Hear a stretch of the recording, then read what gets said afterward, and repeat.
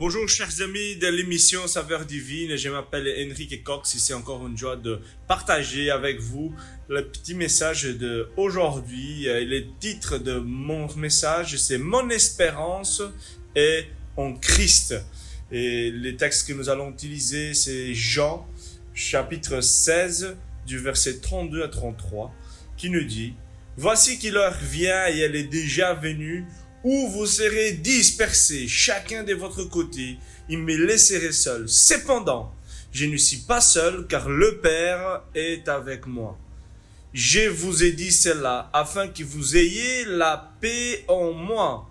Vous aurez à souffrir dans le monde, mais prenez courage.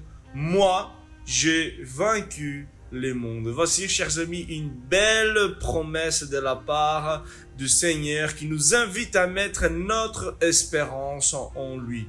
Voici les dernières paroles que Jésus adresse aux disciples dans la chambre haute. Avant de prier pour eux, il dit s'y mettre en route vers le jardin du Gethsémani. Ce sont les paroles d'amour, de foi, d'espérance face à la plus grande épreuve qu'ils devront traverser au cours des jours à venir. C'est la mort, l'arrestation et la mort de notre Seigneur Jésus-Christ. Le Seigneur le rappelle ces vérités fondamentales dans ces versets 33. Ayez la paix en moi, même si vous aurez à souffrir. Donc, prenez courage, car j'ai vaincu le monde. Et voici les vérités à laquelle nous devons, chers amis, baser notre vie. Et c'est pour cela que notre espérance doit être en Christ. Et chers amis, le fait de comprendre l'amour de Dieu et de mettre notre foi en lui, même après toutes ces choses, toutes ces tribulations que Jésus vient dire aux disciples, vient annoncer aux disciples, c'est là dont nous procurer la paix, en dépit même de l'hostilité du monde, en dépit même des innombrables tribulations que nous pouvons traverser, car nous savons que notre Dieu est au contrôle de l'histoire de l'humanité. Et en fait, chers amis, voici les paroles qui ont été prononcées à peine une soirée, après avoir dit cela aux disciples, le Seigneur il a vraiment partagé les plusieurs tribulations de ce monde qui les disciples devront traverser jusqu'à son retour. Et Jésus il dit prenez garde que vous ne soyez pas séduits, car plusieurs viendront en mon nom en disant c'est moi et le temps est proche, ne les suivez pas. Quand vous entendrez parler des guerres et des soulèvements, et ne soyez pas effrayés, car il faut que toutes ces choses arrivent premièrement. Mais ça ne sera pas encore la fin. Il leur dit, une nation s'élèvera contre une autre nation, un royaume contre un autre royaume. Il y aura des grands tremblements de terre et divers lieux, des pestes et des famines. Il y aura des phénomènes terribles, des grands signes dans les ciels. Mais avant tout cela, on mettra la main sur vous, on vous persécutera, on vous livrera aux synagogues, on vous jettera en prison, on vous mènera devant les rois et devant les gouverneurs à cause de mon nom. Cela vous arrivera pour qui vous serviez de témoignage. Et voici, chers amis, tout ce que nous attend, même encore dans les jours d'aujourd'hui. Mais au milieu de tout cela, les croyants, ils peuvent jouir d'une paix divine.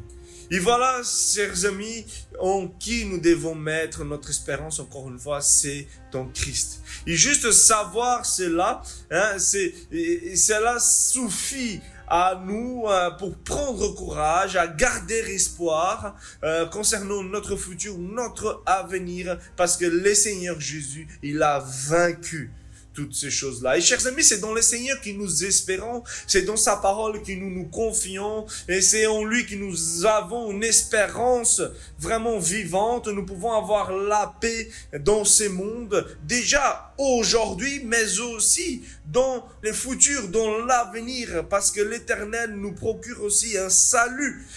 Et nous avons cette espérance sur terre, mais aussi une espérance dans la gloire éternelle qui nous est réservée au ciel. Et chers amis, cette espérance, elle est rendue possible car Jésus-Christ a vaincu les péchés, la mort et Satan, l'ennemi de nos âmes. Et en Jésus, nous pouvons triompher sur tout cela car le Seigneur, il fait concourir toutes choses à notre bien.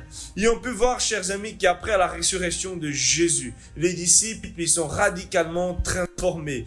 Eux, maintenant, ne sont plus craintifs, mais ils sont devenus des hommes courageux. Même si eux, ils ont traversé cette tribulation, même si eux, ils ont commencé aussi par après, dans la suite, après la Pentecôte, ils ont commencé à être persécutés. Ils n'étaient plus des croyants craintifs, mais c'était des croyants qui avaient une espérance vraiment vivante. Et c'était cette espérance-là qui les motivait à partager l'évangile. Que ce soit à l'apôtre Pierre, lors de la Pentecôte, qu'il a partagé la parole de Dieu et que plusieurs se sont convertis, mais aussi le même apôtre Pierre qui a guéri les boiteux qui étaient devant les temples. Et l'apôtre Pierre et Jean, ils vont être mis en prison, ils vont être persécutés. Et face à ces mêmes personnes qui ont crucifié Jésus, eux, ils vont pas avoir peur de témoigner devant eux. C'est Jésus-Christ, c'est lui qui est ressuscité, c'est lui qui est vivant, en qui nous faisons toutes ces choses-là. Et c'est en lui que nous avons mis notre espérance.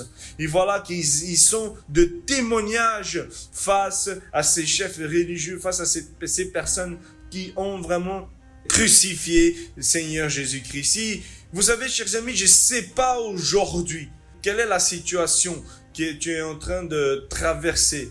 Je ne sais pas si aujourd'hui tu passes par un défi, une tribulation dans ta vie. Mais peu importe les circonstances difficiles que tu traverses, tu peux reprendre courage et la force nécessaire en Jésus-Christ afin d'affronter ces moments. Car même si nous souffrons dans ces mondes aussi bas, Jésus a vaincu les mondes. Et nous pouvons confier en Jésus-Christ qui nous procure la paix même au milieu de cette tribulation. Et voilà pourquoi Jésus est notre espérance en chaque situation.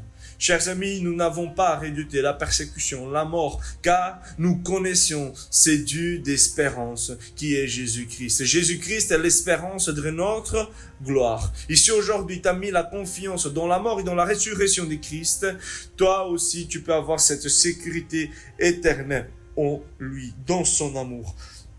Et vous savez, chers amis, il y a cette belle parole en Romains 8, 38, 39 qui nous dit « Nous savons que ni la mort, ni la vie, ni les anges, ni les dominations, ni les choses présentes, ni les choses à venir, ni les puissances, ni la hauteur, ni la profondeur, ni aucune autre créature ne pourra séparer de l'amour de Dieu manifesté en Jésus-Christ notre Seigneur. » Et voilà, chers amis, je t'invite ce matin, aujourd'hui, alors que nous commençons notre journée, à mettre ta espérance en Jésus-Christ, ta foi en Jésus-Christ, même si les circonstances ne sont pas favorables, le Seigneur peut t'accorder la paix. Le Seigneur peut venir vraiment aujourd'hui apaiser ton cœur, la situation. Aujourd'hui, la parole nous dit, prends courage. Prends courage. Enrique, prends courage. Mon frère, ma soeur, prends courage. Et avance en mettant ta foi et ton espérance en Jésus.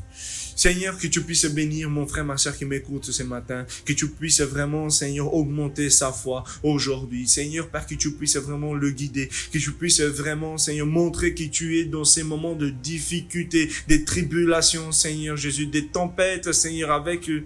Père, que tu puisses vraiment aujourd'hui accorder la paix nécessaire, Seigneur. Bénis, Seigneur, chacune des personnes qui m'écoutent à travers ces messages, Seigneur. Au nom de Jésus, je t'ai prié. Amen. Que Dieu vous bénisse, chers amis.